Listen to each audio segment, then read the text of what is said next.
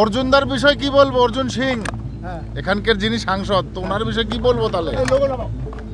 তাহলে উনি এখন যে বিজেপি থেকে তৃণমূলে চলে গেলেন, উনি ওয়াশিং মেশিন ঠিক হয়ে গেলেন। নমস্কার, 7 আভিক নিউজ নেটওয়ার্কে আপনাদের স্বাগত। অর্জুনগড়ে এসে মুখ্যমন্ত্রী মমতা বন্দ্যোপাধ্যায়কে কটাক্ষ করতে গিয়ে মিত্র অর্জুন সিংকেই এক হাত নিলেন কেন্দ্রীয় জাহাজ প্রতিমন্ত্রী শান্তনু ঠাকুর। এদিন কাঁচরাপাড়া ওয়ার্কশপ পরিদর্শনে এসে সাংবাদিকদের মুখোমুখি হয়ে কেন্দ্রীয় জাহাজ প্রতিমন্ত্রী প্রশ্ন তোলেন, অর্জুন সিং কি ধোয়া তুলসী পাতা? তার আরো প্রশ্ন, বিজেপি থেকে তৃণমূলে গেলে সে কি শুদ্ধ হয়ে যায়? অর্জুনদার কথা কি বলবো আমরা? সে তো বিজেপি থেকে আবার টিএমসিতে গেল, সে কি ধোয়া তুলসীর পাতা হয়ে গেল? অর্জুনদার সাথে আমার ব্যক্তিগত খুব ভালো সম্পর্ক, একদম পরিষ্কার বলি, তো সেখানে আমার ব্যক্তিগত কোনো মন্তব্য যাব না। কিন্তু উনি যেহেতু বিজেপি থেকে আবার টিএমসিতে এসছেন, তো মমতা বন্দ্যোপাধ্যায়কে আমার প্রশ্ন, তো অর্জুনদা কি আবার ধোয়া তুলসীর পাতা হয়ে গেল? উনি যেহেতু বলছেন যে বিজেপিতে গেলেই সব ধোয়া তুলসীর পাতা, সেই জন্য। অন্যদিকে গতকাল চাকলায় তৃণমূলের কর্মী সভা থেকে মুখ্যমন্ত্রীর করা একাধিক মন্তব্যের পরিপ্রেক্ষিতে সাংবাদিকদের প্রশ্নের কড়া উত্তর দিলেন শান্তনু ঠাকুর।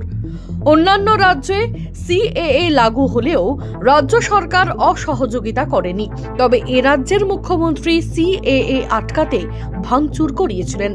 শান্তনু ঠাকুরের দাবি, রাজ্য সরকারের এখানে কিছুই করার নেই। সিএ তো হবেই, ও নিয়ে তো কোনো কিছু বলবো কি? ভোটের আগে সিএ হবে। কিন্তু গতকাল তিনি বলেছেন আধার কার্ড রেশন যদি পায় তাহলে নাগরিক, তাহলে আবার সিএ কেন দরকার?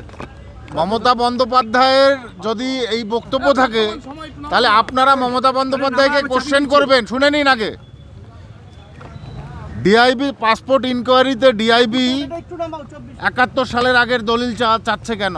তাহলে Aadhaar card, ration card, voter card দেখালে যেন তারা পাসপোর্টের ইনকোয়ারি কমপ্লিট করে দেয়। ঠিক আছে, বুঝেছেন? 71 সালের আগের দলিল কেন চাইছে এই পুলিশ অ্যাডমিনিস্ট্রেশনের ডিআইবি? পাসপোর্ট ভেরিফিকেশনে, পাসপোর্টই তো একটা মানুষের নাগরিকত্ব প্রমাণ করে, তাহলে কেন চাইছে? এই সমস্ত রাজনৈতিক নাটকীয় কথা খাটবে না সব জায়গাতে। সিএ রাজনৈতিক সমালোচনা নয়, আমার জাতির, আমার কমিউনিটির এটা ডিমান্ড। কারণ তাদের ভবিষ্যৎ এটা কি বলবো, নথি বলতে পারেন, ভবিষ্যৎ সংবিধান বলতে পারেন, যে তাদের আগামী প্রজন্ম যাতে ভারতবর্ষে সিকিউর থাকতে পারে, তাই নিয়ে কথা বলেছি। এটা মোটে রাজনৈতিক কথা নয়, আমার কমিউনিটির কথা। রাজ্য সরকারের তো ফ্যাক্টর নয় এটা, রাজ্য সরকার মানলো না মানলো কি যায় আসে। তিনি গতকাল বলেছেন আগে জেলা শাসকদের কাছে দায়িত্ব ছিল, কিন্তু এখন মানুষ চিনে, লোক চিনে দেওয়া হবে বলে তাই এই জেলা শাসকের কাছ থেকে সরিয়ে দেওয়া। হ্যাঁ, তাই সেটা প্রসেস যদি থাকে সেন্ট্রাল হাতে ভালো করেছে, করিয়ে দিয়ে। আপনি তো ইমপ্লিমেন্ট করলেন না সিএ ইমপ্লিমেন্ট অন্যান্য রাজ্যগুলোতে তারা করতে রাজি আছে, আপনি করলেন না তো সিএ। আপনি ভাঙচুর করালেন, আপনি দেশের সম্পত্তি, মানুষের পাবলিক প্রপার্টি আপনি ধ্বংস করালেন কিছু লোক দিয়ে, তো সেগুলো কি ঠিক? প্রসঙ্গত, দিনক্ষণ ঘোষণা না হলেও যত 2024-এর লোকসভা নির্বাচনের সময় এগিয়ে আসছে, ততই চড়ছে রাজনৈতিক পারদ। 2021 বিধানসভা নির্বাচনে বঙ্গ জয়ের স্বপ্ন পূরণ না হলেও 2024-এ সেই অধরা স্বপ্ন পূরণ করার লক্ষ্য নিয়েছে বিজেপি।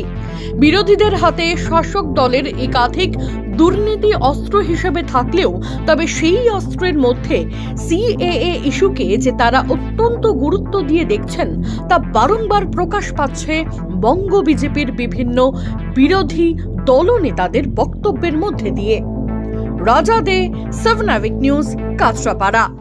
সমস্ত খবরের আপডেট পেতে লাইক করে সাবস্ক্রাইব করুন 7 আভিক নিউজ। সেই সঙ্গে বেল বাটন প্রেস করতে ভুলবেন না। আপনাদের একটা সাবস্ক্রিপশন আমাদের জন্য অত্যন্ত মূল্যবান। জয় হিন্দ।